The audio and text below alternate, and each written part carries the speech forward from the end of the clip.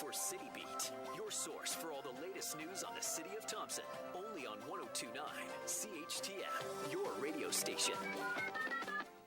Good morning and welcome to this November 16th edition of City Beat here on 102.9 CHTM. My name is Stuart Walter and my guest this morning is Mayor Dennis Fenske. Good morning.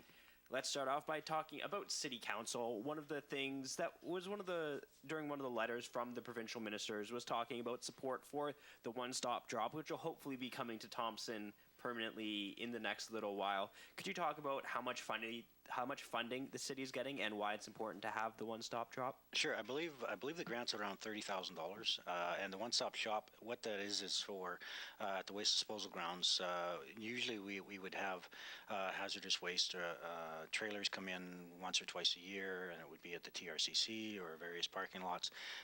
Now, with the ability to construct and operate this one-stop shop, it will be available at the the waste disposal grounds, and that you could drop these things on a year-round basis.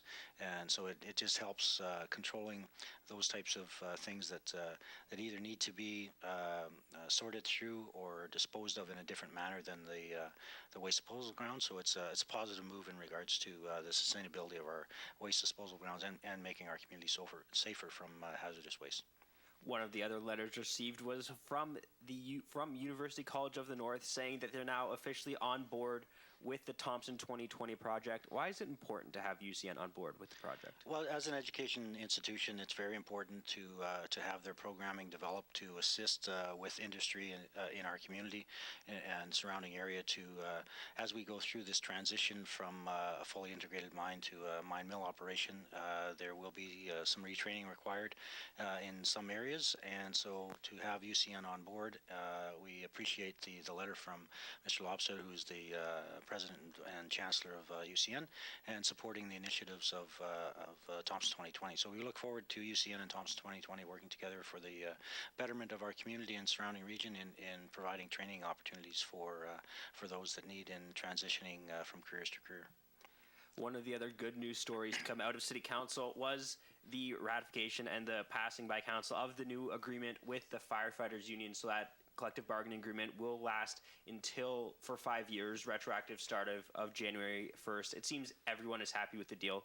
Could you go over some of the details of the agreement, like I said, the length, some of the terms, maybe some things like that? Sure. The length of the contract is 5 years, and it's retroactive to January 1st of 2017, so we're pretty much completing year one of a 5-year deal.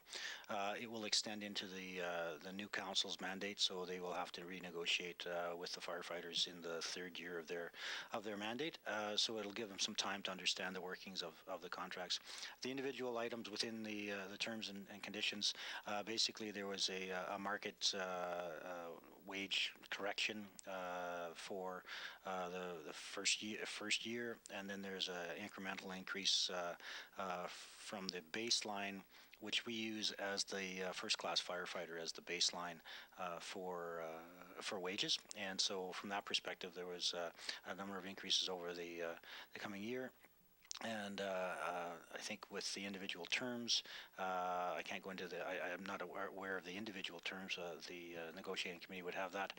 But basically, as you stated, both sides are in agreement. And when both parties agree, that means that there's been a good negotiation and good faith.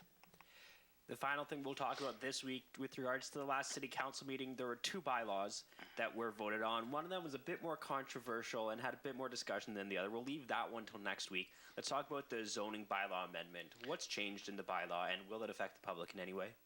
Not really. This had to do with the transfer of ownership of the water treatment plant and from Valley to the City of Thompson. So we needed to incorporate that property into our zoning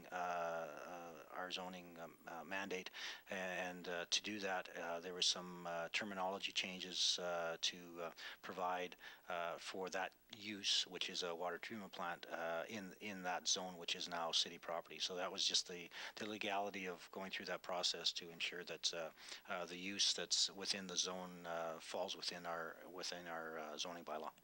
Moving into a bit more regional issues now, you recently released a joint statement with the mayors of Churchill and DePaul with regards to the Hudson Bay Rail Line Omnitracks whole, I'm calling it a debacle now because that's what it's turned into. What did you have to say, and what are your thoughts on the ongoing situation as far as it affects Thompson? Well, I think there's two parts to this, and I have been in discussion with Mayor Mike Spence of Churchill and Jim Scott of the PAW in regards to the on-the-ground impacts for us. But first, I'll talk at the higher level between the federal government and Omnitracks. The feds issued a deadline of November 12th for Omnitracks to react to. They failed to, so the federal government has pursued in a lawsuit against Omnitracks. Omnitracks, in turn, has referred to a Chapter 11 clause in their constituency in regards to U.S. law and foreign ownership, and so now it's within the lawyers' hands from that perspective. So on the ground, there is virtually no impact, no improvements on the situation for Churchill, Thompson, or any of those along the Hudson Bay Rail Line. And so from our perspective, we're having to deal with the outfall of the decisions of the federal government and Omnitracks, which for City of Thompson has seen job loss from Omnitracks. They've laid off their staff in Thompson. We've seen a reduction in train service and rail service to fuel suppliers, which will have forced the fuel suppliers to go to the trucking option, which will increase the number of fuel trucks on Highway 6, which is a safety concern for us. We have been in contact with Minister Carr of the federal government. We're looking to meet with him next week while we attend the Association of Manitoba Municipalities conference in Brandon. He's slated to be there as a guest speaker. So Mayor Mike Spence is taking the lead and trying to organize a meeting with Minister Jim Carr from that perspective. So it's frustrating for us in Thompson, but it's extremely frustrating for the residents of Churchill and what they're having to go through. You've seen recent announcements of 30% increase in gas pricing. You've seen the call for food hampers and a Christmas dinner for the residents of Churchill. So they're going through a lot, and from our perspective from the City of Thompson, we certainly feel for those residents.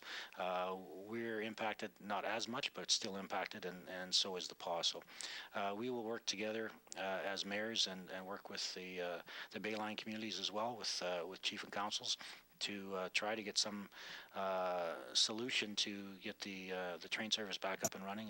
And we know that there's a private push company-wise to push a winter road in after Christmas from Gillam to Churchill. So hopefully that goes through and is feasible and doable for delivery of goods and services to Churchill. But it is a frustrating issue at all levels, but certainly a feel for the residents of Churchill.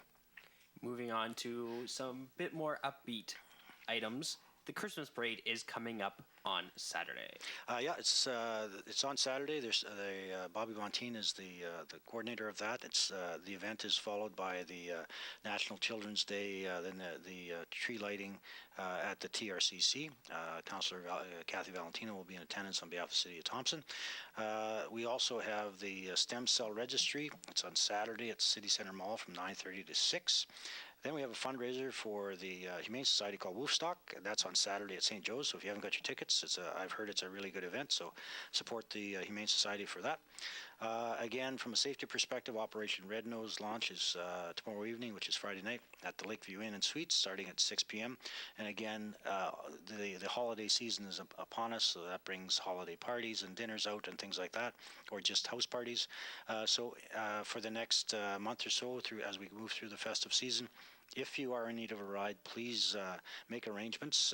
Operation Red Nose is an option. Friends are an option. Taxis are an option. But certainly Operation Red Nose has run for a number of years. It's a good cause, so please take advantage of it and do not drink and drive. And finally, the North Stars are in town playing against the Southwest Cougars this weekend. TRCC, hopefully they can get a win. And come out and support the kids. They're working hard. The results may not be what they want to be, but they're always working hard, and so they love to see people in the stands who are supporting them. So come out to the TRCC for the two games against the Southwest Cougars. And then if you want more information about Operation Red Nose in getting the phone number to call, they start operation on the weekend of the 24th, which is next weekend. You can give us a call here at the station and ask for Josh Kane. He's the organizer of the committee this year, so he can get you more information on that. Continuing on with the safety, we have snow on the ground already, and we're getting even more tonight, and it's scheduled for another 10 centimeters on Monday as well. Could you maybe just go over a few safety reminders that people should be aware of, not only with regards to driving, but also with regards to working around the city crews who will be working around the clock, I assume, to try and get rid of the snow? Absolutely. So with snow comes heavy equipment, whether it's a city equipment or contractor equipment. So from a driving perspective, be aware of your surroundings. Drive to the conditions of the road. Again, we still have people driving as if it's the middle of July. Slow down as you come to intersections. Give yourself lots of space as the lights change, and check your rear view mirror for people coming up behind you. Give yourself space in front so that if someone's coming a little too fast, that you can move forward. And also, especially in the school zones, the snow is starting to pile up. We're doing our best to remove it, but snow piles attract kids who like to slide, and occasionally they may slip into the oncoming traffic. So make sure that you're aware as a driver of the kids around the school districts or the school zones.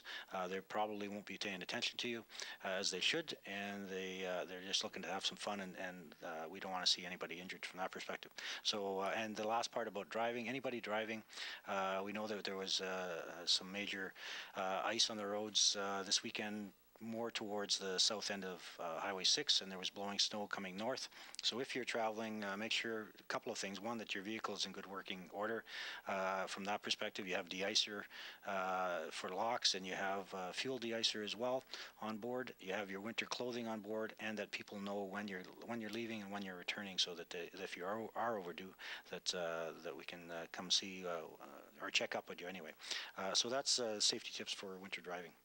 And then finally, in closing, let's talk a bit about the winter games, because like we said, they're getting closer and closer with every week, and they'll be here before we know it. Absolutely, and the next host tour, which is the second, where the people from down south come up and the sport governing bodies come up, and we show them how we're doing so far. I'm fully confident in the co-chair, Sandra Ross-Hitch and Murray Kissick, that the committee is doing well. The host group will be up here December 1st, 2nd, and 3rd, so we encourage everyone to welcome them, as we always do. So things are moving along, and the last part about Winter Games, as always, we're always looking for volunteers. Click on Thompson.ca, which is the city site, follow the links to the Manitoba Games site, and you can volunteer online. It's a very easy and quick process. Please get out there and volunteer. Well, thank you so much for joining me this morning, Mayor Fenske.